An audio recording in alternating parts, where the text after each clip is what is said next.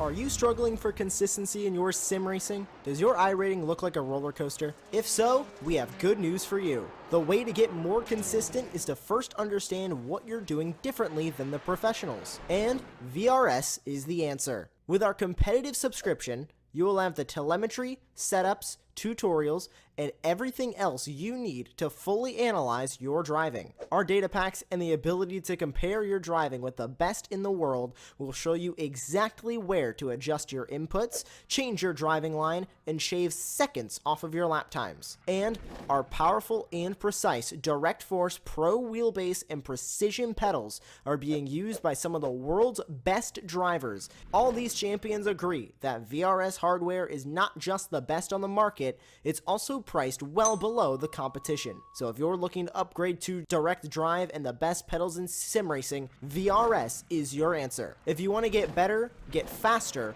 and make it happen sooner rather than later, you owe it to yourself to find out why so many people are switching to VRS. You'll be so glad that you did. Visit www.virtualracingschool.com and learn why the best use VRS.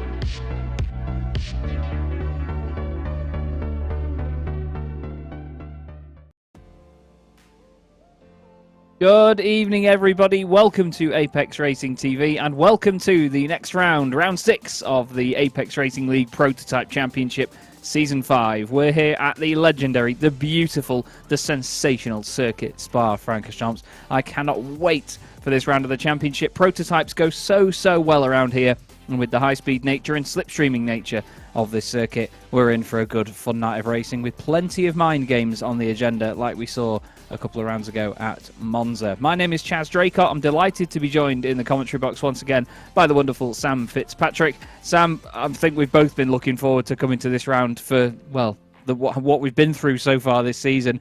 It's going to be a corker, isn't it, mate? Yeah, it's a slipstream circuit, this, on the most part. I mean, it's one of the fastest circuits that we visit of the season, but it's one that the drivers just know ever so well. It's the most owned European road track on all of iRacing. It's one that the drivers have put in thousands of laps, and so I'm hoping at least that we get a really competitive field where everyone's on pace. I think we absolutely will, and it's nice and close in the championships now as well, where we'll look at the standings and show you just how it all looks with the drop scores now included. Thiago Marteau is now on 180 points, 9 points clear of Pascal Stix. Sven Newman is third on 161, but then look how close it remains all the way down that pack. Frank Smits on 152, he's 2 points clear of Kevin Dorguet, and then we have Clement Marie, Sasha Engelhardt, Kevin Chyon, Marcel Vandenberg, and Kevin Krosny, all on over 100 points. There's only 64 separating the top 10. Here we go into the LMDH AM class. Jack Wells, quite a comfortable gap actually at the top of the pile there. He's on 132 points over 111 for Fabio Grassetto. Like I've said in previous rounds, he's a little bit too exciting for his own good, is Grassetto. Rory O'Shea sits third at the moment, only 4 points behind Fabio. Then it's Johnny Gebhard, 1 point ahead of Noah Chia. Guillaume Kempfer only has 3 points over Soren Kroll, and then 79, 77 and 68 points for Morten Kofod and the drivers behind him. In the LMP2 Pros, Anders Meyer is clear by 16 points at the minute. He's got a decent gap over Bogdan Moldovan and Alexandra Delatraz. Justin Adakonis is fourth ahead of Oliver Newbury, and then even further down we've got Sampson, Coleman, Mihai, Custers and Sjöholm, and all of them could change places with just one decent round. 7 points separate Harley Smith and Emmanuel Gachea at the top of the LMP2 AM Championship. We'll get there eventually, Chaz. Louis Araya is third ahead of Paul Joseph Clist, and Stephen Mann rounds out your top 5. All of them separated by 41 points. But again, between them, there's not that many at all. And in the team standings, we have Core Sim Racing 1 at the top of the pile. Pascal Stix and his teammate Sven Newman doing a wonderful job there. 50 points ahead of Dutch Payment Esports, and Delta V Racing are not far behind them either. So it's close all throughout here, Sam. There's always something to look at, even in the Team AM Championship as well. There's no reason for any of them to sort of miss around or back out of anything now. We're getting to the sharp end of the season. They really need to keep their performances up. Yeah, and I think particularly the LMDH pros are even closer than what the points indicate, because whilst Marteau does lead the championship by 9 points, his drop score, or the score that he's currently dropping, is far, far worse than what Stix's worst score is. So the fact that it's 9 points, sure, that's good for Marteau, but one bad round and he's guaranteed to lose out to Stix, whereas Stix can sort to afford a bad round and still have a chance at the title. So it is really on a knife edge. And yeah, you were speaking about Jack Wells, how he managed to get his first race win of the season last time out at Sebring. He is looking very good now in that LMDH championship fight, unless, and we know that Grosseto can do this. Grosseto plenty good enough to have a good run, but he needs to really drive exemplary, and he hasn't yet been able to do that so far this season. The drivers are currently in qualifying, and they are on their first timed laps. The drivers are limited to just 4 laps, which means that they're pretty much going to use all the 10 minutes, because this is the longest circuit that we visit all season. Yeah, that's the thing. It's one of those tracks where we're going to get a bit more spread in the field, so drivers may be able to put in a bit more of a consistent pace. You know, they might be in their sort of top 1% of performance throughout the entire race here tonight. So I'm excited to see whether anybody does really shine through here with a bit more room to play with. Thiago Marteau goes fastest then with a 156.98. That's a blistering time. 157.3 for Kevin Crosney. Sven Newman does a 157.25, beats him by 0.05 of a second. Goes second fastest. Clement Marie puts a time in. Rory O'Shea goes top of LMDH AMS. He's ahead of Grosseto. Meyer is fastest in LMP2 Pro. Delatraz second in that class at the moment. And then Harley Smith leads the LMP2 AMS. Marteau remains top as the times continue in. Stix is now 4th, just under half a second back. But this is the thing here, Sam. The gaps may look a bit bigger around Spa because it is a longer lap. It's a bit more relative, isn't it, to have maybe a couple of tenths where usually we'd get a couple of hundredths. Yes, yeah, that is absolutely true. It's always something that quite annoys me whenever someone who pretends to know what they're talking about F1 and they say, "Oh, this car has 2 tenths over another car," whatever that means. Because, as you say, some circuits are much longer than other circuits. Here comes Paul Joseph Clist entering the final chicane. And another thing I get annoyed at is people calling this the bus stop. Well, it's not the bus stop, because it's just a normal chicane. Gone of the days of the classic bus stop of Indeed. Pre-2005. Clist for now 4th place out of the LMP2 AMS. But yeah, Thiago Marteau currently top of the standings, quarter of a second ahead of the rest, and that really has been a gap that he has established as this season has progressed. Yeah, he didn't really have the first round to remember, did he? But then from then, he's shown us exactly what he's capable of, and he has been absolutely solid throughout. He has been the man to beat, and after the first round, you know, we thought that it was going to be Newman and Stix for Core Sim Racing that were going to be the guys to beat, but unfortunately for them, it's not been as straightforward since then as they would have liked. But it's still an exciting prospect all the same, as we now have Thiago Marteau making his way out of the not bus stop, across the line once more. Now, they don't have a limit of how many laps they can do in these sessions, do they, Sam? It's just the timer that they're up against in this one. They have 4 laps that they are limited to for this one. There was a slight change. Well, I know the rules. You are, at the start of the season, you were correct, Chaz, and then we got a couple of rounds in and we realised that's all the cars gridded together when we used the format that we were using, so we had to go back to this old-fashioned format, gone off the days of the heat racing format. I won't bore you anymore with all of this. And yeah, basically, it's 4 laps that the drivers are limited to for this one. Bruno Soyholm just actually lining up, I think, for another lap as a few more drivers crossing the line. I think Kevin Crosney is soon going to be across the line himself. And yeah, Pascal Stix still launching out there, but a few drivers returning back to the pits, maybe going to re-enter the circuit, albeit because a 2-minute pace lap, 2 minutes to set. So actually, if you are in the pits right now, that you are not going to get another lap time applied. And Bogdan Moldovan, who's been a very good run of form, a first and a second in his past 2 rounds, up there at the top of the LMP2 Pros, and by a good margin. Yeah, very, very good margin. He'll be really pleased with that. Certainly sending a message there. Dawson was great last time out at Sebring as well, but I think he's going to have to put a little bit more hard work in here to match Moldovan. Emmanuel Gachea as well, top of the LMP2 AMS by that 1 second, is a very, very good statement. So I'm excited to see what those guys can both do in their respective classes. The 2 Romanian drivers for Walk Racing, they're certainly running away with the show at the moment.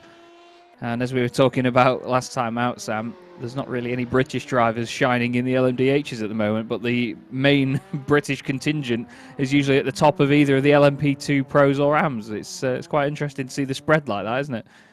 Yeah, and Jack Wells has had an absolute maverick qualifying so far. He's usually the one representative that we do have in the LMDHs, as Marto goes another quarter-second clear, and now 5/10 clear of the rest of the field. Let's see if Mai can improve. Remember, he was quite low down the standings back at Monza, but then he managed to put in a good lap time right at the end to really bolster his performance. He wants to get as close to Bogdan Moldovan as possible, our championship leader, remember, in the LMP2 Pros, and that is a very strong time. That puts him up on the front row of the grid, and once again, Anders Meyer, when it really matters, he puts himself right in there, and he'll have a good fighting chance against the Romanian from that position on the grid. Yeah, definitely. He just needs to sort of stick with him, doesn't he? He doesn't need to potentially fly away and outdo him massively. He just needs to stick around in a similar position and just do a bit of damage limitation, not lose big points in the championship to him. He needs to just make sure he's got him in sight, and that's all he needs. Gachea is doing a fantastic lap here, though. 3 purple sectors on that one, crosses the line. I'm not sure if he invalidated it or not, though. No, it was a valid lap time, but it was 300 slower than his previous lap. So the first 2 sectors must have been a lot slower then for the 3 purples not to make up for them again. It's a real shame that. This is Smith now, Harley Smith just coming to the line. He's only got a couple of thousandths between himself and Araya, and he does move ahead. Gains a couple of tenths on that lap as well. Great stuff by Harley Smith. Then Justin Adakonis to the line. He remains in 7th place in his class. As now these will be some of the final times that we see the drivers do, because they tend to complete a lap and then pull over at the side of the road, and that'll be that, don't they, Sam? So we won't give them... Well, they won't have enough time to go all the way around and back again. Yeah, and Coleman as well, going to barely have enough time, but I don't think it's going to be worth it anyway, because that's a huge slide to put him offline for the final corner as well. And this is not going to be an improvement unless his previous lap had a lot of room for improvements. And yes, Coleman was off by about 0.4 of a second. I don't think he would have improved much regardless, honestly. But he would be a bit disappointed with that slide, as we have got our grid for this race, and it's Tiago Marto on pole position, 0.5 of a second clear of Sven Newman. Then it's Kevin Krosny, Frank Schmitz. Pascal Sticks with some catching up to do, 2nd place in the championship, remember. Then it's Alexander Weitzel, Marcel Vandenberg, Martin Zijeveld, Soren Kroll, top of the AM drivers. Then it's Clement Marie. Jack Wells was able to put in that lap time right at the end, so he'll have a good chance there from 11th on the grid. Noah Chia starts in 12th. Then it is Kevin Cheyenne, Lockie Brown in 14th, Fabio Grissetto, Rory O'Shea. All these guys very close in times. Kevin Duguay, Kieran Smart, Guillaume Kempfer, Alok Iyengar, Sasha Engelhardt, Mark Zudoif in 22nd, Johnny Gebhard, and Balash Taroshki in 24th. A lot of those drivers serving pit lanes or qualifying bans due to the pile-up we saw right at the start of the race at Sebring. Top of the LMP2s is Bogdan Moldovan alongside Andy Dawson. Dawson with much better race pace last time out, so do watch out for him. Anders Meyer, championship leader, starts in 3rd place. Then it's Alexander Delachaz, Sam Coleman, Emmanuel Gachea in 30th, top of the AMS. Then it's Bruno Soyom, Justin Adakonis, Harley Smith, Oliver Newbury, Louis Araya, Paul King, and Paul Joseph close rounding out the 37 cars. Interesting to see that of those 37 cars, only 14 of them, unfortunately, are in the... Sorry, even 13 of them are actually in the LMP2 class. We've got 24 in the LMDHs, and it seems, unfortunately, like in time, the number of LMP2s has died down. You do often get that over the course of a championship, though. You know, sometimes people just back out because they feel like they've not got anything to fight for anymore, and it's a bit of a shame, really, because you'd want them to see it through. But at the same time, it means that for the guys that are still sticking with it, and of course here for the later rounds of the season, they've got less cars to contend with on track, so it means that it's a bit more of a closer fight, which we're always going to accommodate here on Apex Racing TV. We love to see championships go down to the wire. But what are you thinking, Sam? Sven Newman back on the front row again. Could he be on form enough today to beat Thiago Marto? It's been a while since we've seen him do it. No, I think Marto will win. Roger that. Right then, around the final corner we go. We might be starting down the hill, though, actually. No, never mind. We're underway straight away now. We're on the Grand Prix pits, aren't we? So that is it. Apex Racing League Prototype Championship Round 6 of Season 5 is underway. Thiago Marto leads them down into Turn 1. Sven Newman's got Kevin Crosney down his inside. Pascal Stix is ahead of Frank Schmitz. That's important for him. 1 place gained immediately off the start. They're 3 wide a little bit. In the background, there's a car around, and Sasha Englehart's involved. Lockie Brown has jumped into the pits as well, and that's a big, big shame for them too. Straight away damage. Guillaume Kempfer for the Hexa Racing team has been around, but here come the LMP2s here, Sam. Same again. Do you think Dawson can beat Moldovan? I think that one is going to be more up for a fight. Maya as well will be in with a chance. They can get any point from the DRS line to the start-finish line, and now they do launch in some fantastic head start there for Moldovan. Dawson under pressure, and Delachaz, in fact, really with a fantastic start, sending it around the outside. Will have to settle into 3rd place, but he has already got past Anders Meyer, as we see a car very slow up on the inside there. Was that... Well, I'm not entirely sure who that was, but yeah, really tight line, and now they're trying to sort themselves out before going into Eau Rouge and Radion. That was very, very close as they got up the hill there. Seemed like none of them wanted to concede at all, and all of a sudden they just slot in together. But again, look at them here. This is Alexandra Delatraz trying to go around the outside of Meyer, and wow, look at that. Meyer then suddenly turns that into an overtaking manoeuvre, and he has a go on Andy Dawson. Dawson was having a go at Moldovan. He had to back out of it. It was very, very touch and go. And now Meyer has basically got up into 2nd place, but he cuts across the front, and the championship leader is around. He is around and off the circuit. And, oh, Louis Araya's in there as well. He's right up there in the championship, and he's now right down there in the gravel. But it was just a little bit clumsy by Anders Meyer. He had Dawson to his inside. Dawson wanted to brake as late as he dared. I think Meyer just expected him to back out of that one there, Sam. It's very easy to do. But down into Bruchet, that is big, big, painful moment for Anders Meyer. Let's have a look again.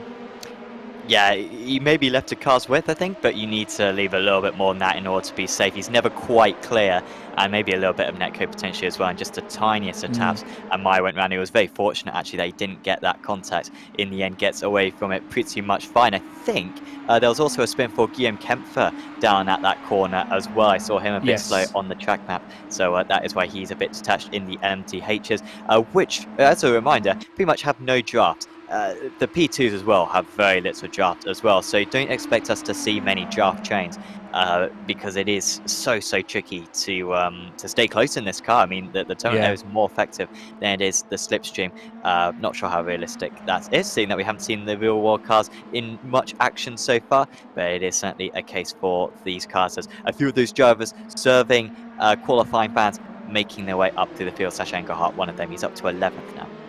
Yeah, Kempfer, I think you mentioned before, he had a moment down at the Bruchet hairpin, but he actually had, he was the one that had a moment at the very first corner as well, so he'd lost time. I wonder whether he had some sort of damage, and it was still him getting used to the car and how it was behaving down into that horrible downhill right-hand braking zone. It's a real tough bit of the circuit to get right. We look here at Oliver Newbury, who's right in the thick of it for the Koegi Racing team. Car in front of him is actually Harley Smith, who's second in the LMP2 AMS at the moment. Emmanuel Gachea still leads that class, and he's 27th outright at the moment. So he's got a few cars between him and his nearest rival, but Newbury wants to make that another car between the two. There is Emmanuel Gachea. He's got about 1.6 seconds ahead to Alexandra Delatraz, so he's got a little bit of clean air in front of him now to push if he needs to, and to have that so early on in the race like this is important, but it's sort of to be expected tonight. Like we said, Sam, it's a longer circuit, it's a wide circuit as well in most places, so drivers have got a bit more playroom tonight to certainly push the limits a bit and just run their own race. You know, it's not going to be a really compressed and sort of crowded track like we had at Road Atlanta. I mean, that was constant traffic for everybody, and especially under lights as well earlier in the season. this is going to feel like a breath of fresh air for some of them, I think.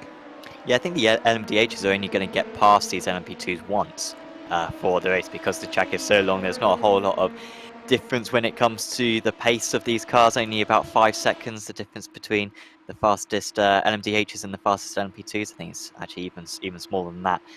So yeah, it will be quite nice for these drivers. As well, good news, Sven Newman is keeping tabs with Kyo Tiago Marte. Has not been a great run for Sven Newman. Had an issue last time out at Sebring, went off the circuit near the start of the race, and was playing catch up from then on. Finished 10th place, and he's also had a 12th as well back at round 3 of the season. So he really needs a perfect round, and he wants to keep himself in championship hunt, because really, if Styx is behind him going into the final lap of the race, he's sort of got to let Styx pass, because Styx is currently 10 points clear in the championship. So Newman needs to get ahead of Martel, I think, to justify him not letting his teammate pass. Yeah, that's it. He needs to make sure that if he is doing a job at all, that he is really helping his teammate out. As it got a little bit squirrely there for Newbury. And he gets clattered. That was Anders Meyer, wasn't it? And I think it was Adakonis who made the initial contact. I think it was, yeah. Yeah, he just sort of biffed into him a little bit, and then... No, so I think it was Coleman, my bad. Ah, right, okay. Well, yeah, it was just that checkup, wasn't it? And then as he tried to get the cutback again, obviously the car behind him thought, oh, there's a gap there. And I don't think that, unfortunately, in that situation, Newbury realised that said car was going to be able to get its nose down the inside. And again, through the not bus stop, it's difficult to get it right with things like that. This is Anders Meyer. Oh, no. Yeah. That must be something going on in the real world, because there wasn't much damage to that car. No, there wasn't. And he's pulled over to the right, and he's parked it very professionally behind the barrier as if there was a mechanical fault. But Anders Meyer, championship leader in the LMP2 Pros and LMP2s overall, is now seemingly out of this race. He's still sat in the pits, so we'll keep our eye on that. We can see on our timing whether he is in the pits or whether he's actually back out on the circuit or whether he's left the session. So I will keep my eye out on that one, but we look forward a bit at this battle here. 6th place in LMDH AM is Rory O'Shea. He's got Gebhard behind him, Tarocci just in front, the Hungarian in front, German behind. And right now, Rory O'Shea is having to work very hard indeed. Gebhard has been quite exciting so far this season. Not right up there in the championship hunt, but 4th place. He won the first race of the season, actually, in the LMDH AMs, did Johnny Gebhard. I'm not going to lie, I'd forgotten about that. So it does show you that he's got the potential to be right up there. But if I'm honest with you, it's almost like the first round was a bit of a red herring, wasn't it, Sam? Because there's so many drivers that did well. In fact, let me just check something. Oh, never mind. In the LMP2s, both of the drivers that won the first round of the season in their class are still currently leading the championship. But in the LMDHs, nobody that won their first or even second race of the season... Oh, no, never mind. Kyo Tiago Marteau is leading their class. But yeah, still... I mean, if this was a thesis, Chaz, I don't think he'd be getting the best reception from other No, I'm scholars. sort of hoping that Lewis can somehow edit that out now. But no, I do get your point in terms of, yeah, like but I think in the MDH AMs, I think it's just been up and down throughout the season. I mean, we've had definitely 5 different winners in the first 5 rounds, and so it's been just a case of anyone could win at any round. Gebhard with a 1st, a 13th, a 4th, a 7th, and a 4th. That's very inconsistent. Yeah, it doesn't tell the entire story in terms of you get points for your overall car class position. I don't have those positions in front of me, but yeah, so take that with like a grain of salt, because like a 4th in one round might be more points than a 1st in another round. But generally it's a decent indicator. But anyway, Cole could well become the 2nd driver to or the 6th driver, sorry, to win a race this season, because he is currently leading. Fabio Grassetto chasing him down. They've got Kevin Cheyenne sitting between them. Yeah, some great battles already developing here, but they aren't spreading out that much. I know we've been saying that the slipstream isn't that strong, but I think it's not doing enough to sort of give them easy overtakes like DRS style down all the straights, but it's doing enough to keep them together. And I think that it's going to be really enjoyable to see how the trains break up slightly when a move does come, and when the drivers do start to really settle into more of a rhythm and figure out who they've got around them, what they need to do, when they need to push and attack. And I think we're going to see some drivers really rise up through the order over the course of this race tonight, but I think there's going to be some that say, I don't know, just don't really move around that much. You know, they just sort of remain stale in the middle of the field and just pick up some valuable points where they can without drama. Let's have a look here, though, because there's definitely drama going on here. This is Kevin Dorgay, the Frenchman. Down the Camel Straight they go, moving out to the right-hand side. That was Jack Wells who he was going past. You can see the Pro and the AM indicated by the red car number or the orange car number. That's for the LMDHs. And then for the LMP2s, Pro is indicated by blue and AM is represented by green. Marteau now 1.4 seconds clear. It seems like Marteau is faster through the middle part of the lap where there's a lot of corners, and then slower for the straights. I don't think that's a jot. He's currently 1.2 seconds behind us, Newman. I don't think there'd be that much of an effect because it seems to be like quarter of a second that he's gaining, Newman. But then, I mean, you look at the gap at the moment, it's not coming down much, is it? So, no. Yeah, we'll see. Maybe it's getting there. I'm not sure. I think Newman's running a bit less wing, but I'm not entirely sure. If people know more about the LMDH in the chat, let us know if the slipstream kicks in at 1.2 seconds. I don't think it does. I think you need to be a fair bit closer to have a noticeable effect. Yeah, I think these cars are that aerodynamically efficient that it really doesn't kick in for a while. Here's Johnny Gebhard getting past Rory O'Shea down towards Blanchimont. Oh, it's a sketchy moment, but great racing by both of them. Really nice and respectful stuff. Rory left the room and then managed to just concede it, sitting behind him. And I imagine he's still chasing him very closely now. But there is your race leader, Thiago Marteau, continuing on. Kevin Chillon here right behind Fabio Grassetto, who is currently second in the LMDH AM class. And the Italian pushing on more and more. Like I've said, he's been very exciting to watch this season, but sometimes it's been detrimental to his own racing performance, unfortunately. But that's the Italian flamboyance we come to expect and love.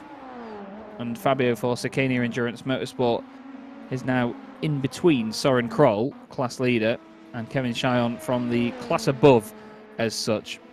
Paul Joseph Clist having a moment here into the not bus stop. Is he just going to light up the rears? Yes, he does. And that's one of those horrible moments, really, where they can either snap very suddenly on you and rotate on the spot, or it has this sort of lazy slide, doesn't it, that's really hard to catch. Yes, yeah, for sure. As we see Grassetto gets edging closer. He's using that little bit of toe. It's fantastic to see just a long queue of cars. This battle goes, as in fact I think we're going to see a move for Balázs Tarosky going past Jack Wells. Wells not having the same race pace that he had last time out at Sebring, albeit that race did come to him as the race progressed, and I think he might be losing another place here to Sasha Engelhardt, who, to be fair, is only down there because of his qualifying ban, as Engelhardt gains another place, and Tarosky, after working hard to get past Wells, undoes it with a lockup at La Source, and he has to let past the amateur championship leader go. But yeah, at the moment, Grassetto is beating Wells by 6 places. That would be good points for Grassetto to make up. He needs a fair bit more positions in the remaining rounds because of the iffy start he's had to the championship. But that is something for him as we see Wells pull out ahead of us, but wasn't able to. Apologies, that was Tarosky pulling out ahead of us, trying to get past Wells, but they all kind of moved to the right at the same time. Yeah, it's one of those things, isn't it, when you're all trying to get one over on each other as part of a group in a race like this, and you're in different classes as well. It's very easy for it to get a little bit messy, and the communication, or at least the sort of body language of the cars, is so important. Great to ride on board here with Mark Zoidoff in the Rukanor racing machine. Car number 108, 12th in class at the moment. It does seem like the biggest class is the LMDH Pros. They've got 15 cars, flipping heck, Jazz, in this race. 9 cars in LMDH AM. We've got 8 in the LMP2 Pros and 5 in the LMP2 AMs. Now, here is Andy Dawson in the aforementioned LMP2 Pros all over the back of Alexandre Delatraz, in the back of Delatraz's car. And he backs out a little bit early there, so he's not going for it this time round, but he's putting the pressure on, isn't he? I think soon he's going to feel his own pressure to make sure that he gets through and goes chasing after class leader Bogdan Moldovan. Yeah, I'm not entirely sure if there was just a move maybe for Chaz on Dawson, or whether he was ahead the whole time. No, they have been the same. Oh, there's so many off tracks around this circuit, but no, I think they have been that same way around for a little while, and so or maybe they haven't. Here we go. Yeah, this is okay. Delachaz getting past Dawson down into La Source. Wow, it was quite a ascent. He was not anticipating that one at 394, and I think he was a little bit frustrated perhaps that, you know, they've lost a bit of time to Moldovan ahead, but great to see Delachaz perform at this high level.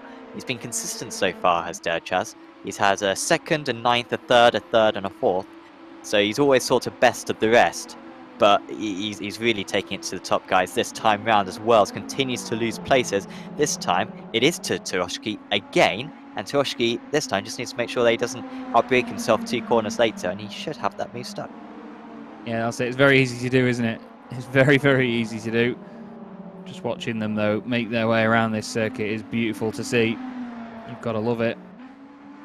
They just seem so well suited to this track at the moment, and I think because maybe it's a bit easier to keep them under control at something like this, a circuit like this, I should say, maybe it just means that the higher percentages of performance that the drivers can get out of these cars, it's a little bit easier to reach now. So everyone's at such a high level, but I mean, the whole field just seems close together. Every time we look at any cars, there's multiple of them in shot.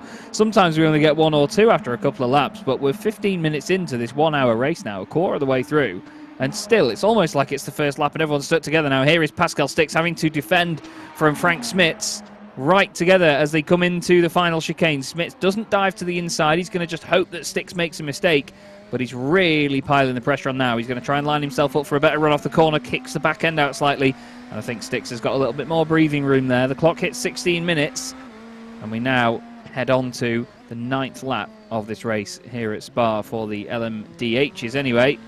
Look at the way this thing accelerates. Because it's not ridiculously loud and ridiculously high revving, it just seems so effortless, doesn't it?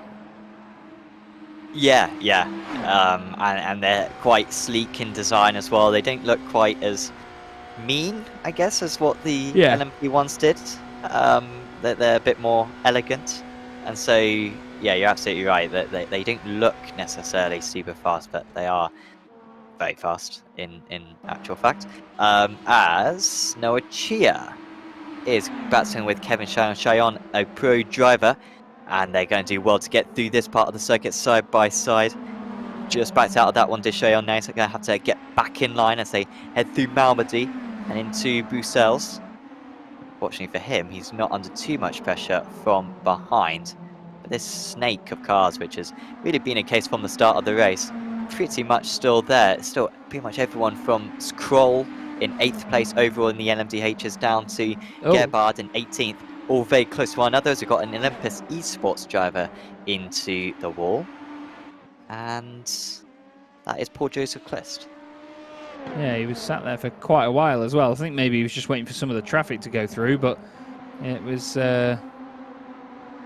seemingly just one of those moments where you come out of what is now called Speaker's Corner, because there's a remote commentary box there, and it's just one of them where you can bounce off that curb so suddenly, and it spits the car over to the left, and he's obviously hit the wall with the rear of the car and taking that off, unfortunately. Here comes Grassetti. This is as close as he's been. Does he want to go for the move? Does he want to save fuel? I think he wants to go for the move. You can go alongside through this final chicane nice and wide. Very raceable, but that was fantastic braking there from Cole. Really well disciplined to be able to hit the apex the way that he did. And still no opportunity for Grassetti to get through. But that little bit of batsing has invited this snake back, and we've once again got 11 cars all in the same shot. Yeah, it's great to see, isn't it? Really great to have so many of them all so close together. Flying back down Rouge up over Radion. Look at the speed and the direction change there. It's almost Formula 1-esque how quickly they go over there. Fabio Grassetto looking very good right now. Currently he might be able to get him at the end of the straight, I think. Grassetto, he's got his nose ahead. Is he going to be able to get it done on the brakes? Kroll is really fighting this one. They both desperately want the race lead. And for now, Kroll is hanging on. Third the way into this race, but you would guess it was the final lap. Yeah, you would think it was like the time has come, let's crack on. But he's really pushing it. really pushing it now, and this is the thing, he needs to get it done early because he needs the track position. And I think he's feeling his own pressure now because he knows that the thing is, if he sits there for so long, and the guys behind him are just going to queue up and then crack on, and they're going to be able to have a go at him as well. And you don't want that as a driver. It's so easy to just fall into too much of a rhythm and sit behind the car in front and not realise that you are under pressure, basically, from the people behind you, and that they are an immediate threat, because it's not always a guarantee they're going to be doing the same thing as you, is it? No, yeah, it's absolutely absolutely the case. And so he seems to have really good straight line speed, does Grosseto. Once again, that could be the draft. And he's going to get himself back in with a chance. I feel like it's just a matter of time here. Grosseto a little bit further ahead this time round. Kroll was able to defend this brilliantly on the last chance that Grosseto had. But this time there's nothing he can do about it. And it's Fabio Grosseto who leads the way in the LMDH category. They'll have to go defensive, and he will be vulnerable all the way up to Lake Coombe. Slight opportunity there for Chia to perhaps send it and go into second position, but he decided to back out. And now we've got this long chain of cars. I think any of these top three could be leading by the time we reach the second sector. Yeah, it's great stuff, isn't it? It's looking very good. Grosseto's done a nice job there. He got the move done at the exact right time. Soren Kroll has a bit of a wiggle there as he goes up over the top of Radion. He's moved all the way over on the car next to him. I don't even know if he knew that Noah Chia was there then, but wow. Noah was definitely in. Obviously, he wouldn't have had to go on the grass if he wasn't already alongside, and that was a scary moment there. I think that you can see just how slow Kroll is down the straights. He's clearly got a different setup on that car, and he's good through the corners, but down the straights he's a sitting duck. So, I mean, the moment that someone gets close behind him going onto one of these long straights, he's got no chance of defending. Oh no, that's it. It's going to be horrible because he's going to be generating all that drag, and then the car behind him is going to have more of a hole in the air punched for it on its way down each of the straights. So I think, unfortunately, he's going to be a sitting duck now if Grosseto gets away, because he's not going to have any slipstream of his own. So he's not going to be having anybody sort of drag him along down the straights. As we go back on board now with Kevin Chyon in the Delta V racing machine. That's Martin Zayeveld just in front. We're on our way down towards Blanchimont, screaming our way down towards Blanchimont. These incredible cars are so fast through there. Look at him on the right hand side now, trying to go later on the brakes. Oh no! Zayeveld goes completely straight on. Sorry, Noah Chia goes completely straight on. Apologies. I picked up on the wrong car a moment ago, but Chia is the one that's gone straight on. And now, because of the slowdown penalty, Sam, he's losing so much ground. He's got to let all these cars just make their way past him. Oh, it's painful, isn't it? He's just got to watch them go by. It's horrible. Now he can crack on. Often slowdowns don't cost you too much, but that was the worst case. He's lost, I think, 8 places because of that slowdown. He just was so concentrated on the car to his right that he didn't get it stopped in time. He was not looking at the car ahead.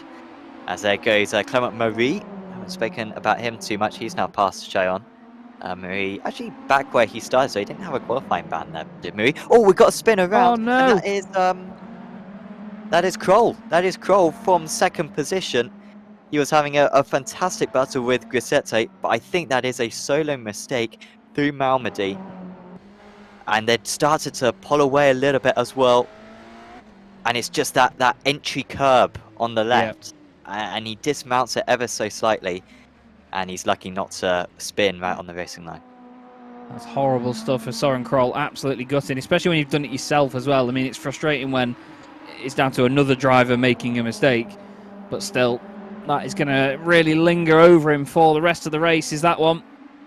But look at this, Chyon now. He's definitely the locomotive in all of this, isn't he? He's got so many cars piling in behind him. Look at that. It's fantastic to look at.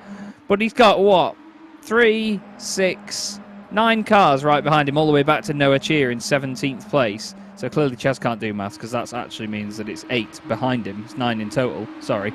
But still, they're all battling amongst themselves as well, but remaining in this one big train. We look here at Balazs Tarochi, who's now actually second in the AM class, but momentarily is Jack Wells round the outside into the chicane. Lovely move by Jack, gets it stopped, and Tarochi says, all right, I'm going to save my embarrassment and pretend I was pitting anyway, as he dives over to the right. But wow, fantastic battling from this entire field. I love it. Yeah, now Cheyon's going to lose out to Engelhardt. Engelhardt having a qualifying ban, remember, and that one was always going to happen eventually. So Engelhardt up into 8th position now. Gossetto is now 3.5 seconds clear of these guys. I forgot that he was part of this pack, but you can just see him in the foreground there. Absolutely miles away from these guys now. And here comes another move as well for Clement Marie to get past Kevin Cheyon. But Cheyon is still in 10th place. Interesting that Cheyon started behind Marie, got past, but then Marie's been absolutely electric over the last few laps. Really been making his way up through the order. In the LMP2s, by the way, not really many changes, hence why we haven't been showing it, along with this being very exciting. Moldovan still ahead of Delachaz. Dawson keeping tabs, so the top 3 all well in play. Adakonis a bit by himself, not with the pace that he showed at Road Atlanta. Gachea actually ahead of Adakonis at the moment. Gachea 4th place overall in the LMP2s. And then we've got this battle, Smith, Coleman and Soyom. And these guys have been glued together for a while. I think often we see Smith and Coleman. I feel like they were very close to one another at Sebring as well. But Smith looking to lose more places to Gachea in that championship. Remember, 2 race wins already this season for Smith in the LMP2 AMS. But hasn't really had the same pace over the last couple of rounds, in Gachea moving one step closer if he could take the win tonight, as Clement Marie has got past Kevin Cheyon, the Hector Racing team, ahead of the Delta V Racing driver. Yes, indeed. French driver replaces French driver in 9th place in class at the moment.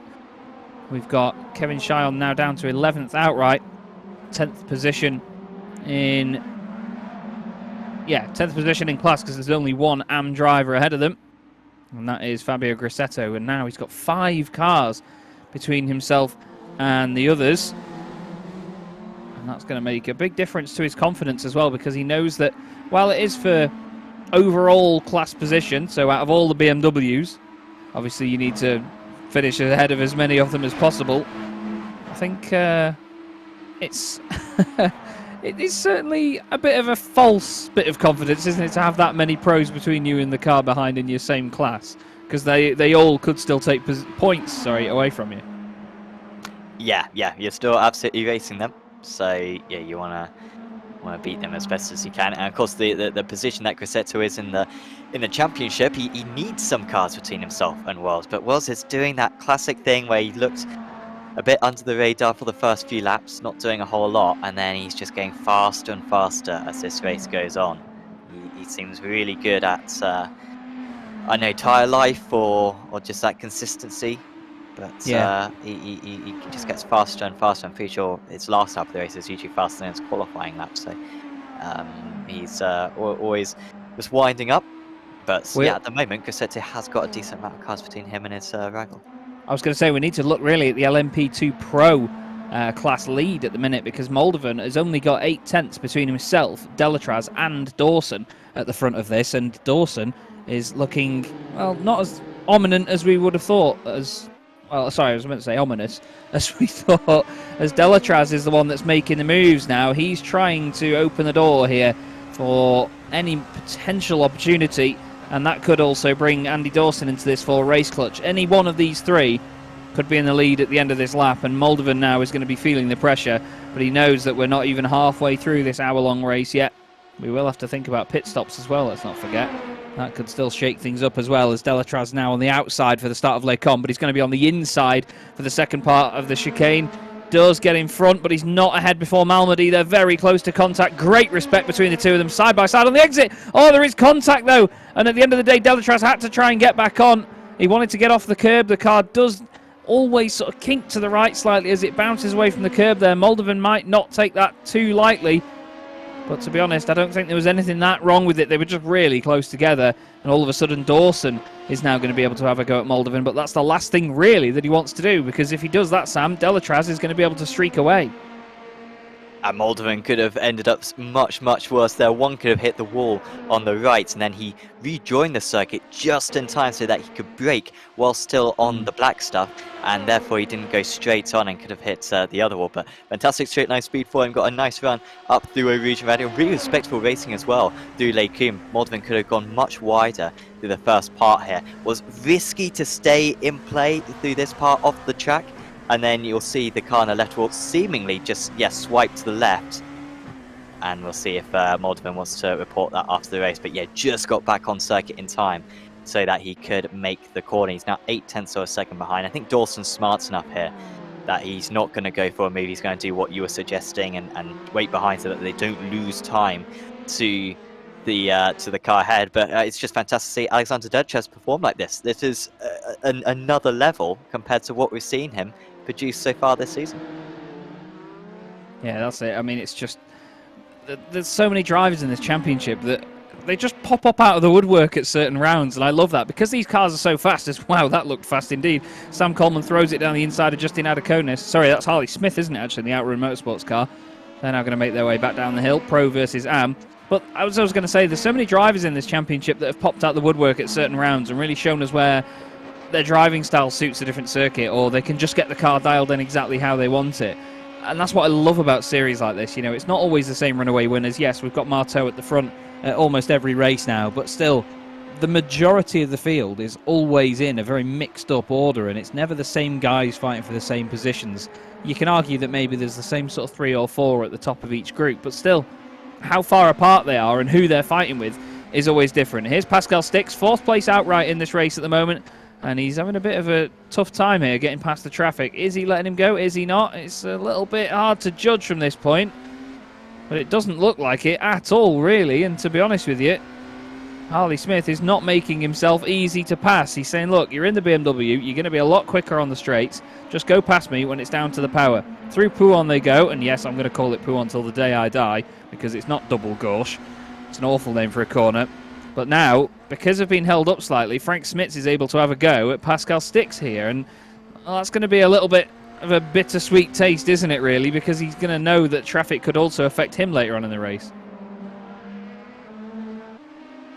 Yeah, he needs to try to take advantage of this whilst, the traffic is going his way. Now they're going to get a little bit of a draft from Grosseto ahead. This is where they, as you were saying before, are so much faster on the straights.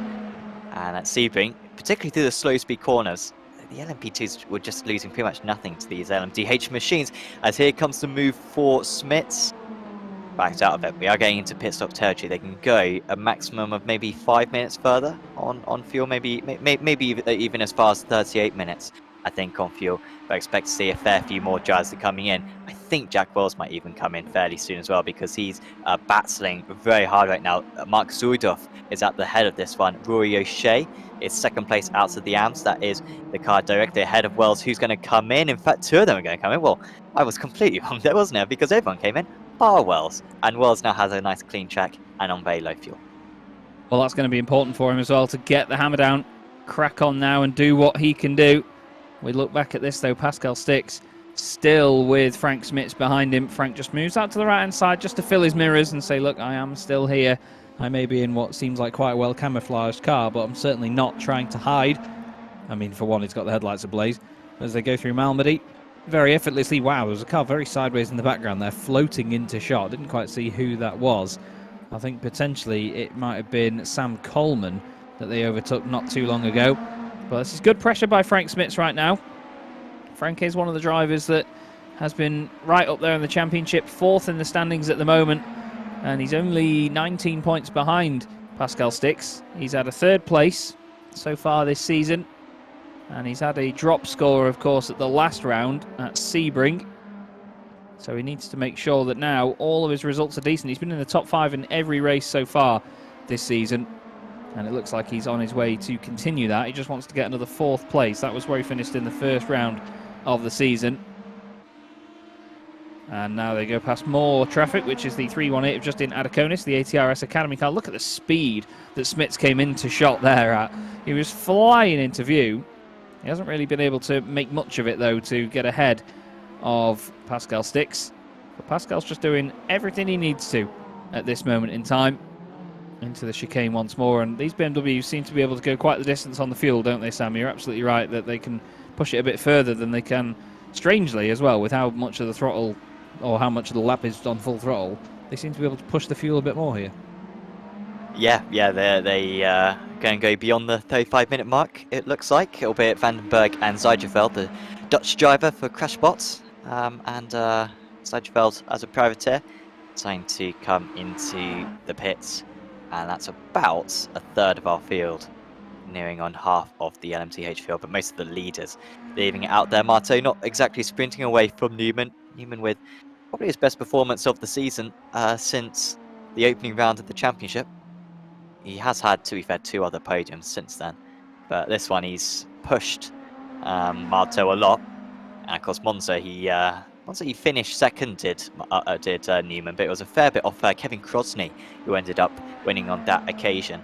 Will be a little bit frustrated, I imagine, that he wasn't able to take advantage of that issues that Marto was having that day, as Rory O'Shea has demolished that car. Yeah.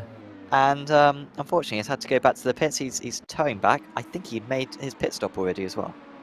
Yeah, it won't be O'Shea that he'd be saying there. It'll be OSH something else, because that is a big... Oh, he's hit the curve, hasn't he? Oh, man. It was so inevitable.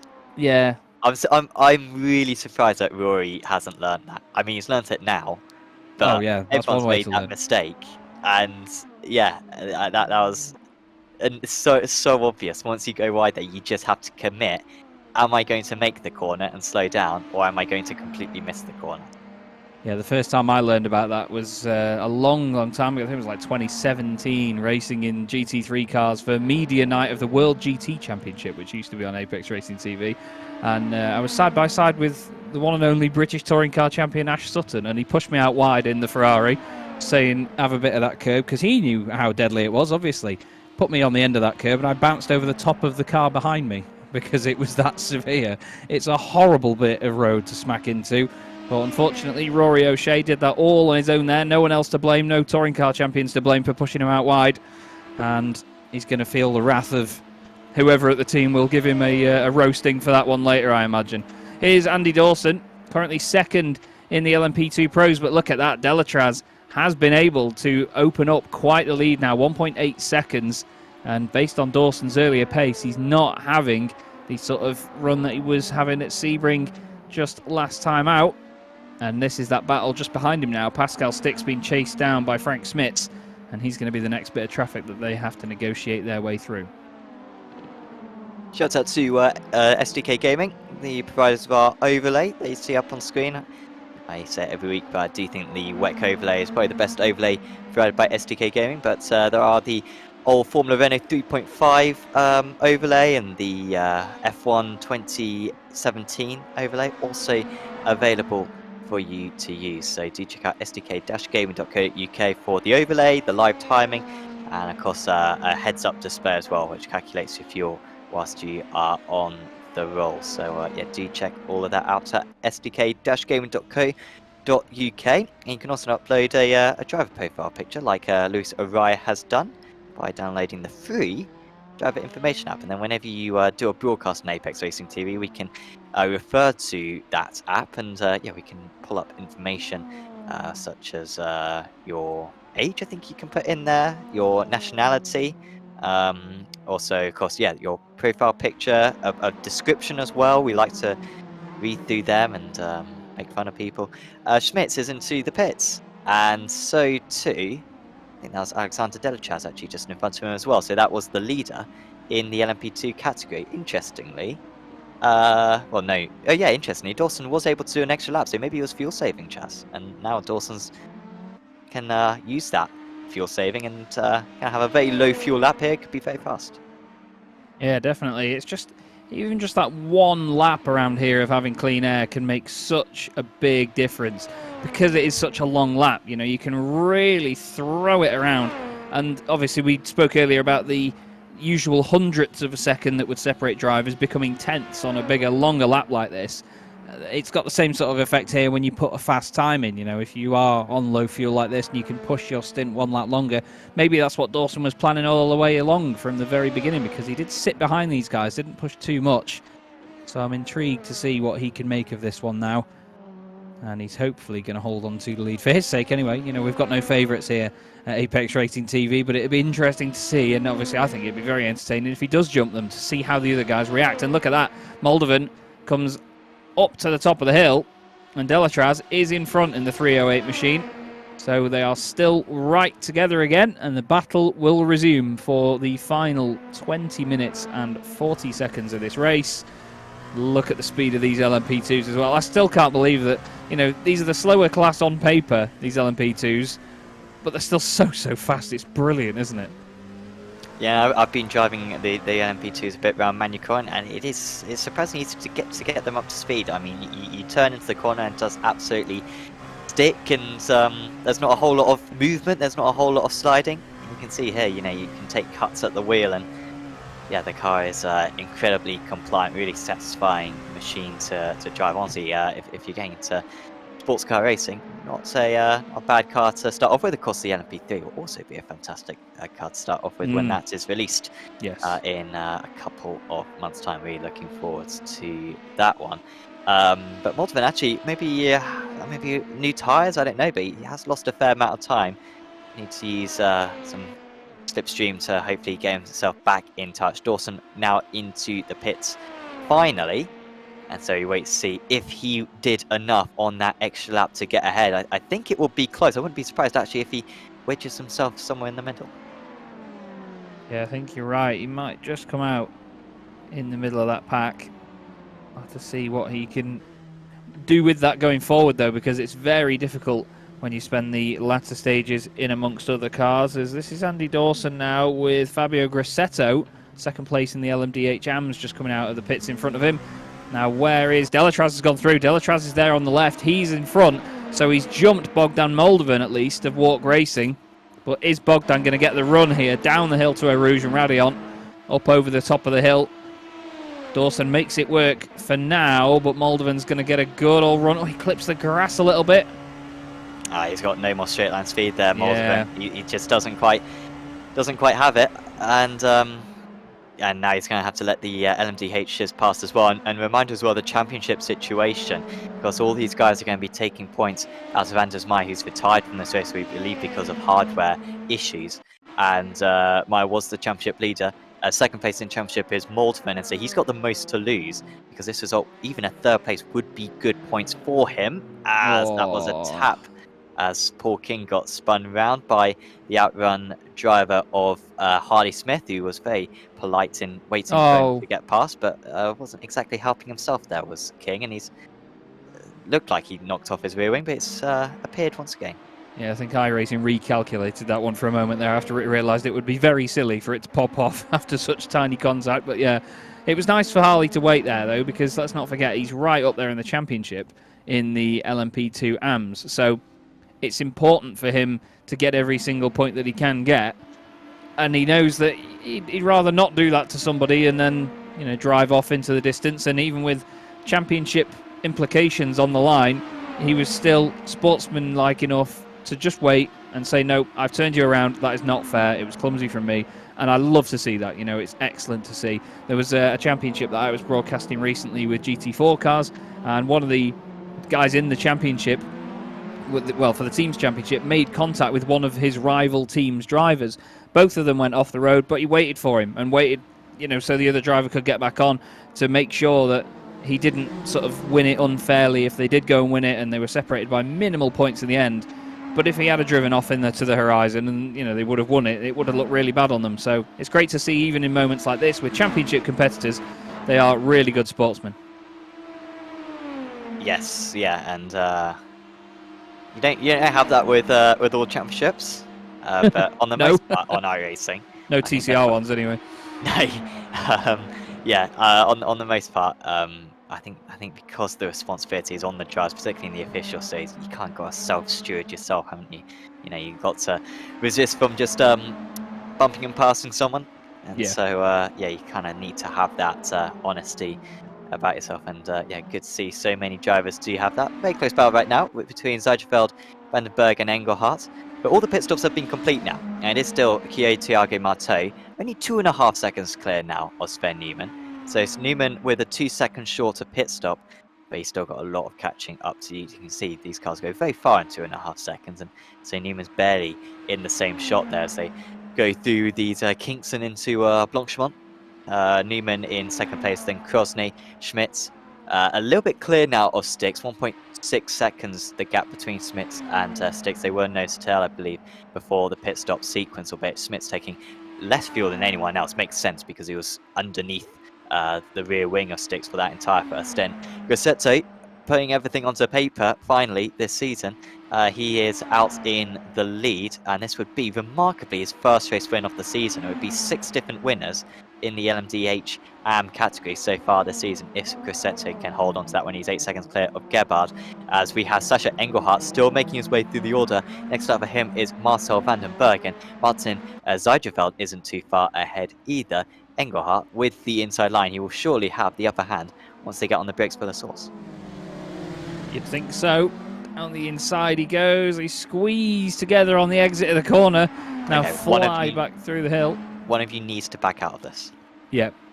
Yeah, because, you can't fit two of them side by side down a rouge, or can you? Up through over the top of the hill, Engelhardt has a wobble. Oh, there's big contact on the exit, but it was not really on either of them. Engelhardt just lost the back end slightly, trying to compensate for it. There's nearly contact behind as well, with Alexandra Delatraz as he flies through. There goes Dawson, there goes Moldovan through it as well. And unfortunately, there was a tiny, tiny bit of contact. There was an overlap, and I think if van den Berg there was to slam on and react to what Engelhardt was doing, I think he would have ended up in even more trouble and lost it himself anyway. The fact that they've managed to carry on is amazing, but Engelhardt is losing ground. He's got damage on the car. But he just had a bit of a wiggle, didn't he, as he went up the hill, and that's all it did. Well, that's all she wrote, let's say. That's a big shame. You know, I didn't want them to crash, but once I said that beforehand, they needed to crash in order for me to keep my credibility. It was possible, but in the end, you're running the risk there. You're running a 35% chance at crashing when you do something like that, and it's not really worth it. But you know, it's mostly they're going for the championship, so you can understand. It would have been a big shame had they taken out someone else, particularly Delatraz, of all people. A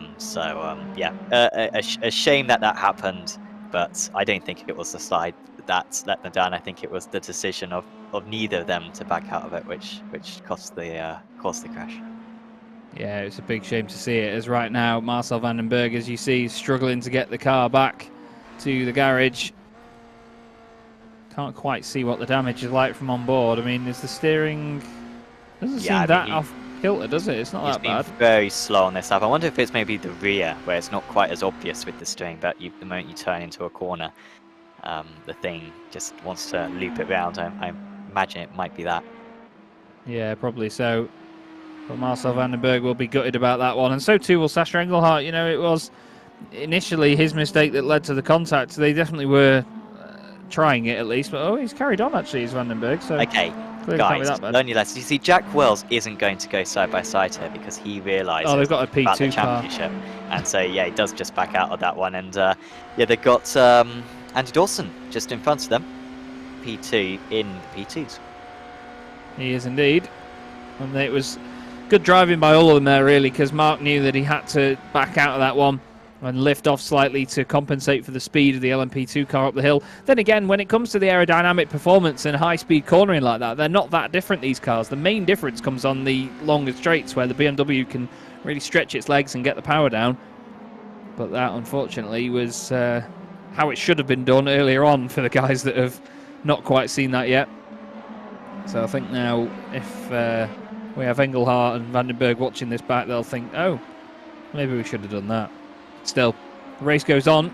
It always will. The show continues. Jack Wells now 4th in class. But again, he's thinking about the championship. He doesn't want to fight people too hard and risk losing points. He'd rather get a decent handful of them out of a race rather than absolutely nil. In terms of the LMDHs, still not used to that. He is 13th at the moment. This man is top, and top of the LMDH Pros as well. Thiago Marteau did a 1:59.64 on his last lap. Sven Newman did a 1:59.71. So Sven's matching him-ish for pace. It's only like half a tenth over the last lap or so that Marteau has managed to open up. But to be honest, this has been good to see from Sven Newman, because he was the man that was right at the top of the championship to begin with. Since then, he's just not quite been able to get it nailed, and he's had a bit of an up and down season. It's nice to see him returning to form like this and really putting a challenge on to Marto, because while there is a 2-second gap, Marto will not be comfortable with that at all, will he? No, and particularly this second stint, he has closed the gap. I think a little bit of traffic held up Marto for a lap or so. He lost over half a second, but since then, as you were saying before, he's sort of been matching. But that turns also good news for Course Sim Racing. One I will say about Course Sim Racing, I do think Newman and Sticks, who between the pair of them, have entered so many Apex Racing League series in a variety of cars, GTs, prototypes, single-seaters. They are probably the two most even teammates, I think, we've ever seen on Apex Racing TV over a long period of time. And like I said, across a variety of cars. It is so tricky to pick. And even in this championship, you know, Newman's faster this round, but Sticks has been faster a few of the other rounds. It is quite incredible how evenly matched these two drivers are. Because, yeah, usually you can see it, and you don't want to be too harsh. You can see that one driver just has that little bit extra, you know, when they're on top form. But these guys, absolutely dead level, and at the moment Newman is going to have the one up in Course Sim Racing tonight, and no chance that he's going to be slowing to let his teammate pass with Krosny and Schmitz sat between them. No, there's no point at that stage. You know, he may as well just crack on and leave Sticks to run his own race if he wants to get past those guys and then catch up to Newman. Then obviously that's his job to do. But Krosny's having a decent race here in third position.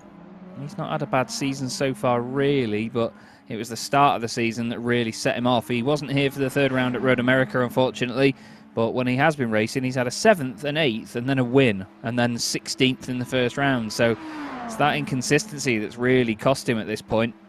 But that 8th place last time at Sebring will definitely not be on his list of favourite achievements, especially after winning the round before as well, the fourth round of the season at Monza.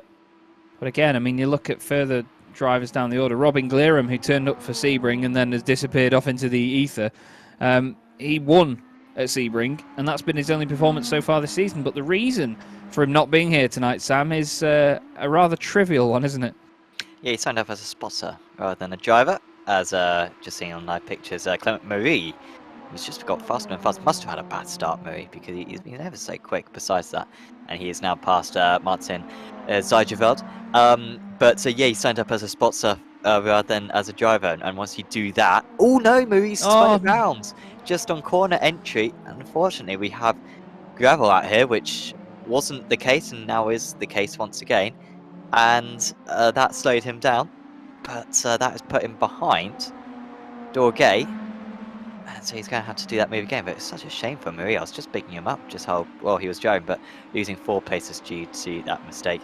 But yeah, finally, to address Blair, he signed up as a spotter. Can't join as a driver. After that, he was confused.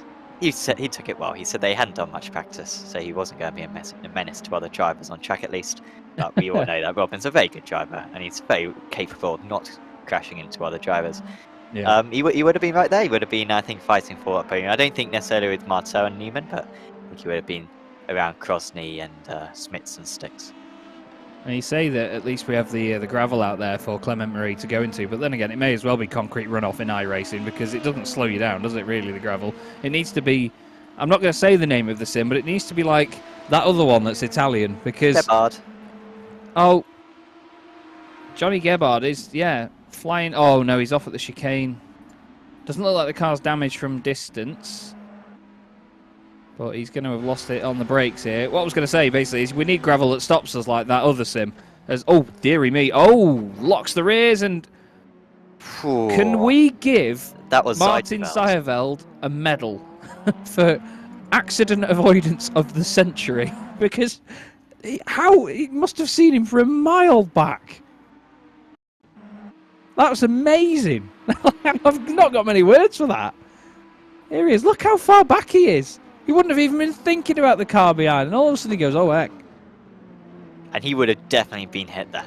There's absolutely no doubt. That would have been right into the door. And it's because of the way it rolls back slightly as well. You know, it didn't just spin on its own axis, did it, Gebhard's car? It sort of rolled and spun, but also circled around in a really weird way. It didn't just do its own sort of length. That was amazing.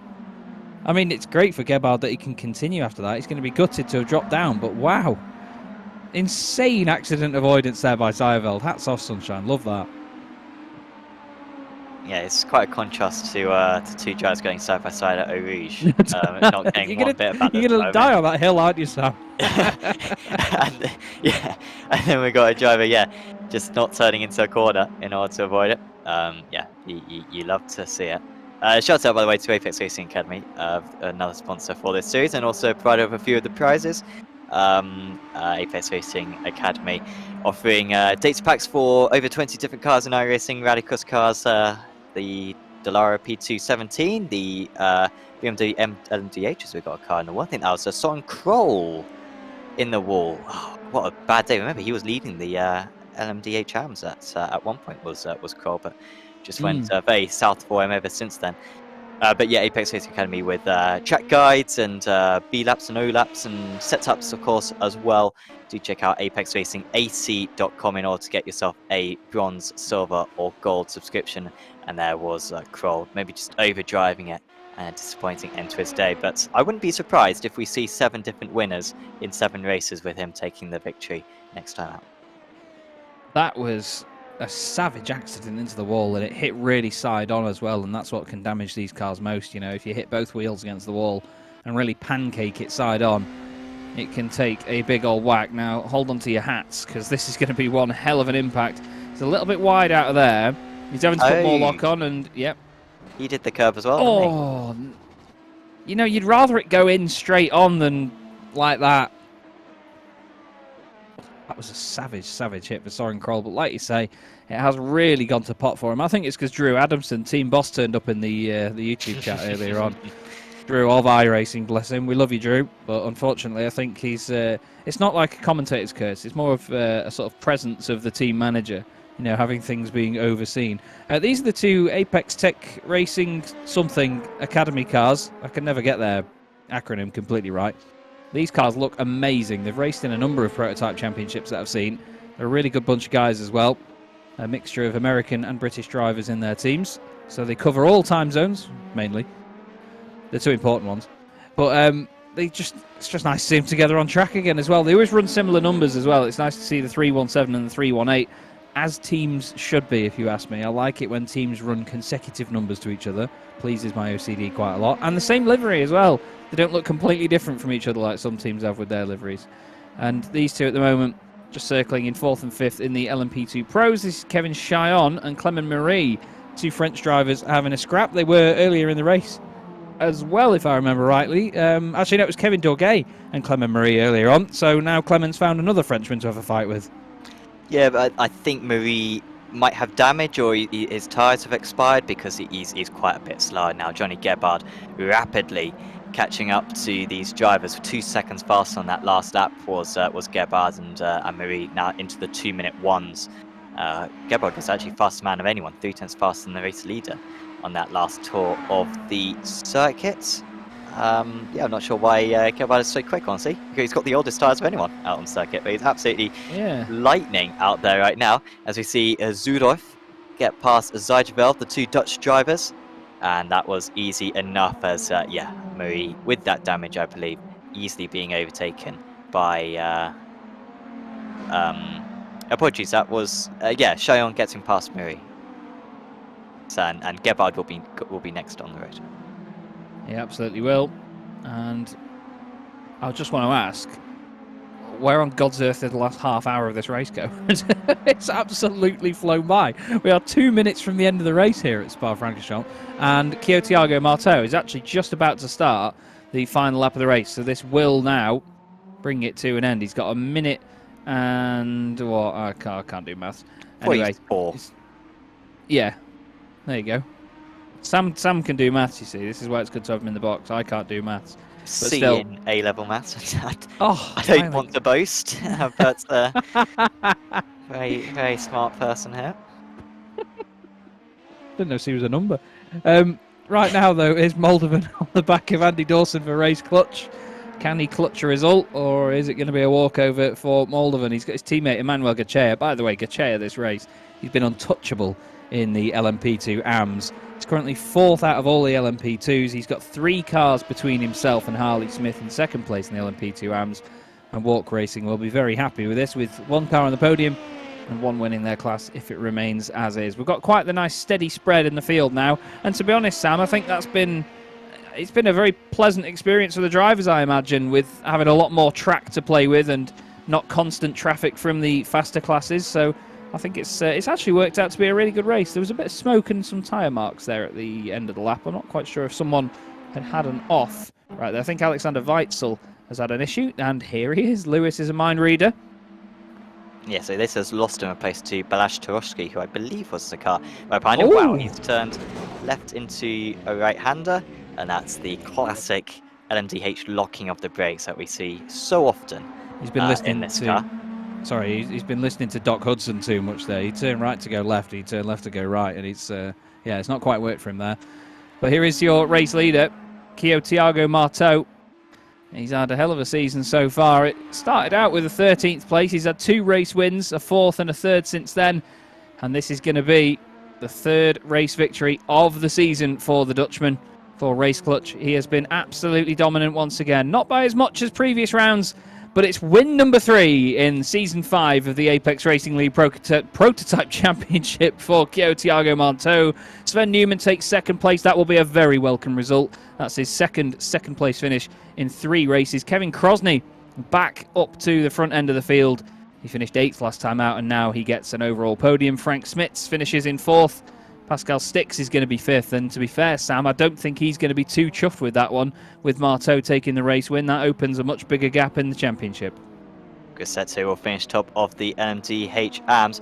Zoidov, I think, has got past Duguay right at the end of this race. The LMDHs are all of a sudden converged back to one another. Are there going to be any moves? Right at the line, Jack Wells. There he is, trying to be able to get past. I think there might be an underneath move potentially for Kevin Cheyenne as they all race the line. It's a dead heat between the 3 of them. And that was incredibly close. In the end, we have got Zijeveld ahead of Cheyenne, and Wells was 3rd out of that, and making an uncharacteristic move at the end of the race as well.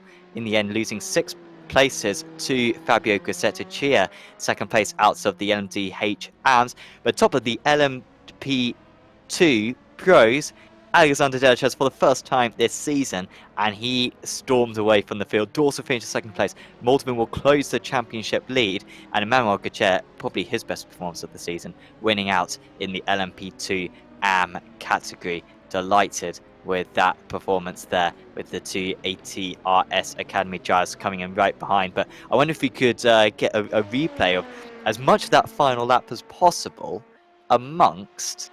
I think Wells was sort of at the centre of it, but I think probably Zoidov was at the front of it.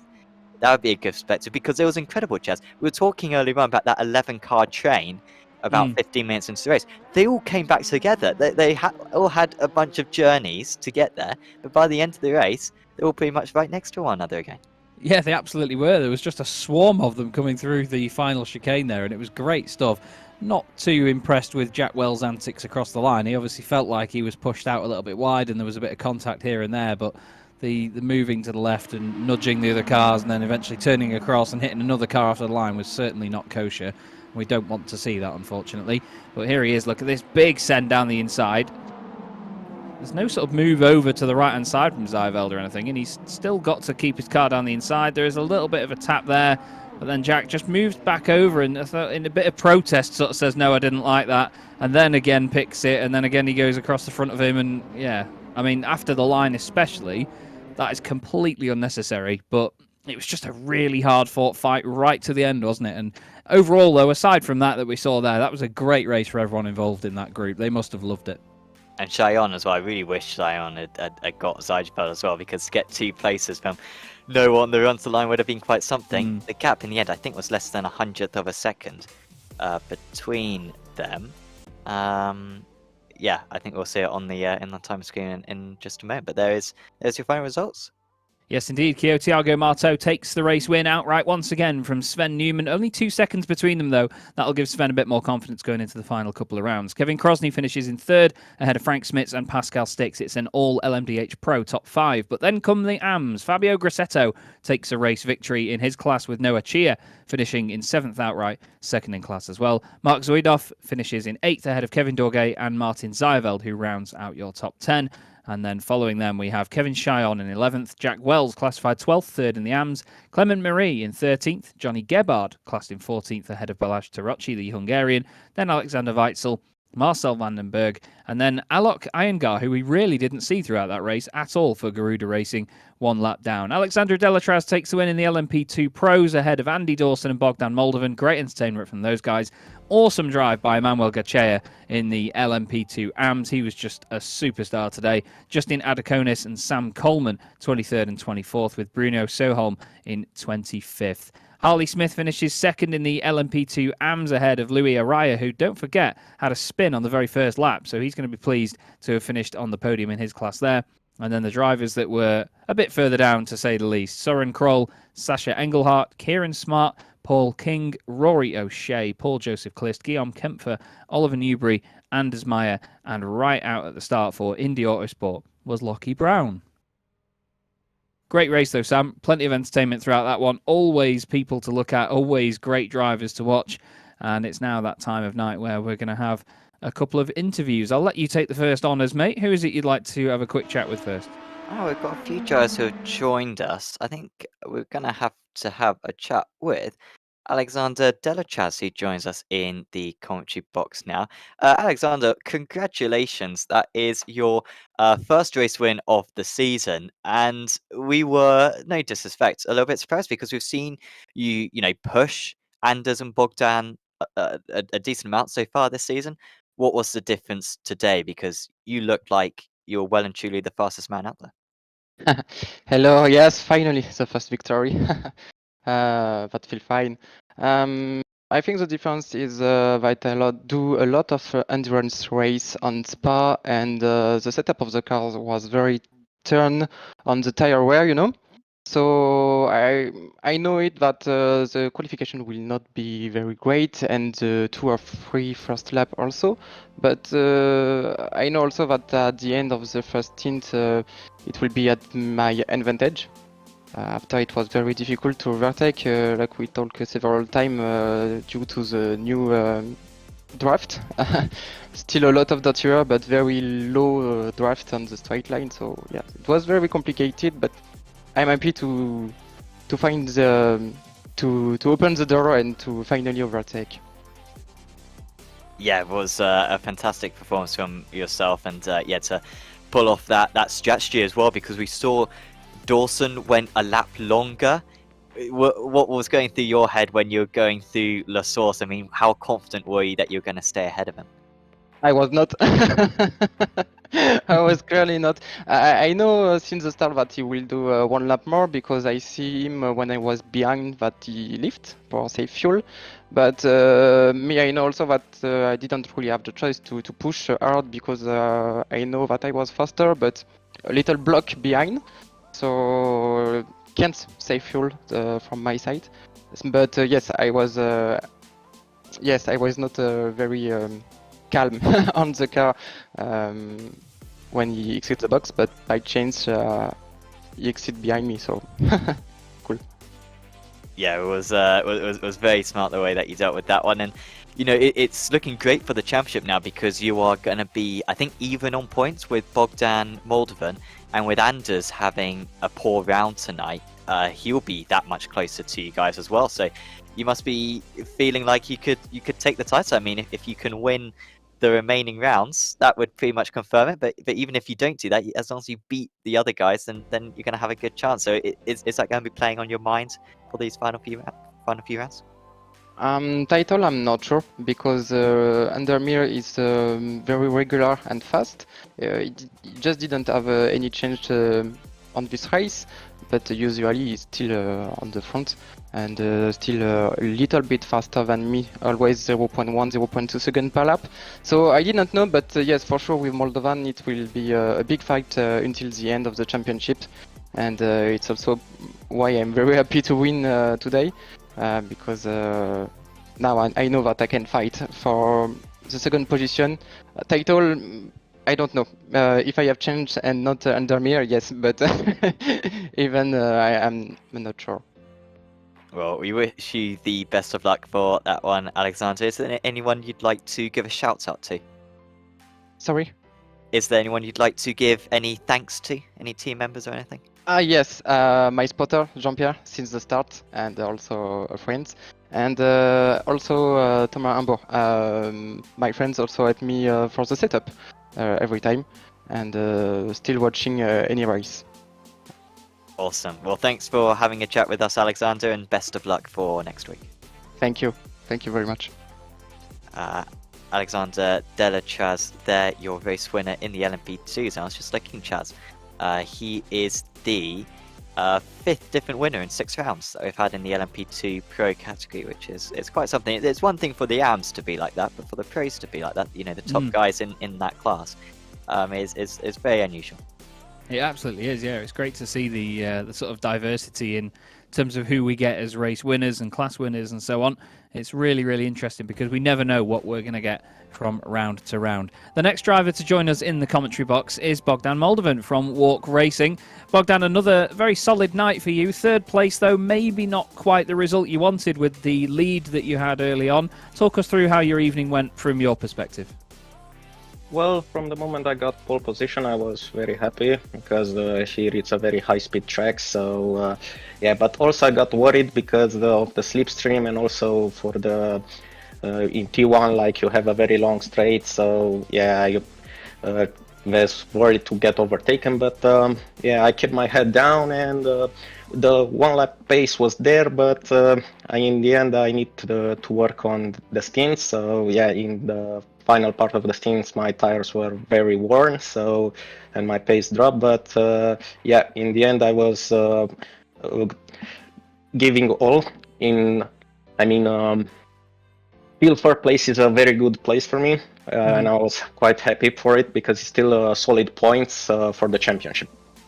Well, that's it, isn't it? You know, with how Sam and I were just saying then about how diverse the results can be. You know, you've got drivers that will win a race and then finish 8th or finish 10th, and then they'll finish 2nd, and then they'll finish 16th. You know, everybody's so up and down in the order sometimes. Just staying in that top 5, staying in the podium positions, it's very important in a championship like this where it's a little bit all over the place, isn't it? Yes, indeed, because sometimes consistency is more important than winning, like having a pace to win one race than finishing all over the place in all the remaining races. So yeah. Yeah, absolutely. It's going to be interesting to see how it goes into the final couple of rounds of the season. Are you confident going into said final few rounds? Because there's not long left now. Well, I'm quite comfortable and I'm having very much fun in those races. So yeah, I'm trying to do my best and see where it goes. Well, it's good to hear you having fun, my friend, and I hope that continues for the rest of the season. Is there anyone that you'd like to give a shout out to? Yes, to the team that we practice so hard, and to the team manager, my friends and my family. Lovely stuff. Great to speak to you, Bogdan. Well done today, and we'll see you soon. Thank you. Great stuff. Really good guy to speak to is Bogdan Moldovan. And like he said, Sam, you know, it's good championship points to finishing 3rd. He may not have won the class, but still, you know, getting a podium position is good enough. You know, he's got a positive outlook on it, and that's great to have as a driver. Yes, yeah, it certainly is, and yeah, he's going to give himself a good chance at the title. Yeah, with the performances that he's been delivering. I think next up we'll have a chat with one of our LMDH drivers, Fabio Gussetto, who joins us now. Fabio, can you hear us all right? Yes, I can. Hello. Excellent. Well, congratulations. You are the 6th different winner of the season in the LMDH category. It's quite remarkable how you haven't got a race win so far this season, but this one must feel very satisfying after you know, a five race wait. Yeah. Finally, I got this win. It was finally a clean race because all the other races I had some kind of problem. I mean, so yeah, finally I had a clean race. I was able to show my pace and win the race. Definitely. Take us back to about 15 minutes into the race, because you were having a remarkable battle. There were 11 of you all just in a chain, and you had a particularly good battle with Soren Kroll. Just talk us through those kind of 5-10 minute segment where you were so close to one another. Yeah, that 10 minutes was very, very fun.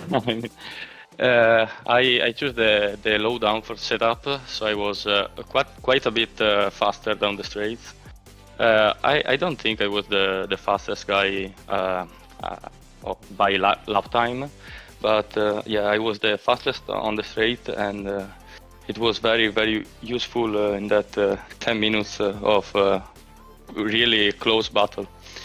Yeah, unfortunately, I saw the guy behind me spun, but yeah, it was the chance I got to pull away and build it up.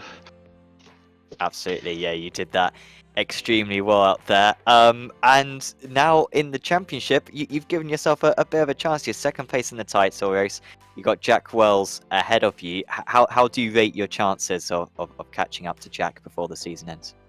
Yeah, I still have 8 points, I think, to Jack, and he is really driving really well in this championship. He is consistent, most importantly, and I'm not consistent. So, yeah, if I do a small mistake, I think he will win the championship. But yeah, it's going to be a fun end of the championship. For sure. And just a word as well on Hungaroring next time out. How do you think the multi-class is going to work for you guys when we visit that circuit? Yeah, the P2s and the traffic in general is going to be very tricky. Of course, it's a very narrow track, not a lot of chance of overtaking, so qualifying is going to be crucial. And yeah, just hope to have a clean race also there, do a good qualifying lap, and hopefully get closer and closer to Jack and maybe win the championship. Who knows? Well, we wish you the best of luck for that one, Fabio. Is there anyone you'd like to give a shout out to? All the teams, especially Roberto, is the team manager of our team. Is really supportive for us. So yeah, grazie, Robby. Awesome. Well, thanks for having a chat with us, Fabio, and best of luck that you can make it your second race win of the season next time out. Thank you. See you next week. Fabio Grassetti there, your race winner in the LMDH AMS, and yeah, that's all the interviews for tonight, Chaz. It is indeed. It's always good to speak to our drivers and get an insight on it as well, and especially when it's not just podium finishers as well. You know, we've got drivers that have won their individual classes, but it's not the outright race winners, because sometimes if you are someone like Thiago Marto, who has quite the quiet race out front, they might not have as much to say about it, but when you get somebody that's been right in the thick of it all the way through and really intense battles from the start of the race, it's always great because you get a bit more of a story and an insight, because they could have really been loving it or it could have been really stressful for them, and you never know. So it's always good to see their sort of mental approach to it. As Sam mentioned, though, we will be back at the Hungaroring next week, and I cannot wait for that. It's one of my favourite circuits in the world. It's a very Marmite track, though. Drivers sometimes don't like it because it's difficult to overtake there. Some Formula 1 drivers have even called it Monaco without the buildings. Do you think we're going to have a good time there, Sam? Do you think the drivers are going to enjoy it, or do you think it's going to be very difficult in machines like this? I think the guys who thrive in the traffic are going to love it, and I think the guys who are always skeptical of the traffic will hate it. I think we might see some LMDHs really thrive on that one if they can get through cleanly, and if they can make those aggressive moves around that very narrow circuit. It's going to be the trickiest circuit by far of the season when it comes to traffic. You're absolutely right. It will be. It'll be really good fun to watch. And obviously, we hope that you will join us there. Thanks very much to our producer, Lewis Ward. Thank you to the wonderful Sam Fitzpatrick as ever. I've been Chaz Draycott. This has been Apex Racing TV and the Apex Racing League Prototype Championship Season 5. We'll see you in a week's time at the Hungaroring. Good night, everyone. Are you struggling for consistency in your sim racing? Does your iRating look like a roller coaster? If so, we have good news for you. The way to get more consistent is to first understand what you're doing differently than the professionals. And VRS is the answer. With our competitive subscription, you will have the telemetry, setups, tutorials, and everything else you need to fully analyze your driving. Our data packs and the ability to compare your driving with the best in the world will show you exactly where to adjust your inputs, change your driving line, and shave seconds off of your lap times. And our powerful and precise Direct Force Pro wheelbase and precision pedals are being used by some of the world's best drivers. All these champions agree that VRS hardware is not just the best on the market, it's also priced well below the competition. So if you're looking to upgrade to direct drive and the best pedals in sim racing, VRS is your answer. If you want to get better, get faster, and make it happen sooner rather than later, you owe it to yourself to find out why so many people are switching to VRS. You'll be so glad that you did. Visit www.virtualracingschool.com and learn why the best use VRS.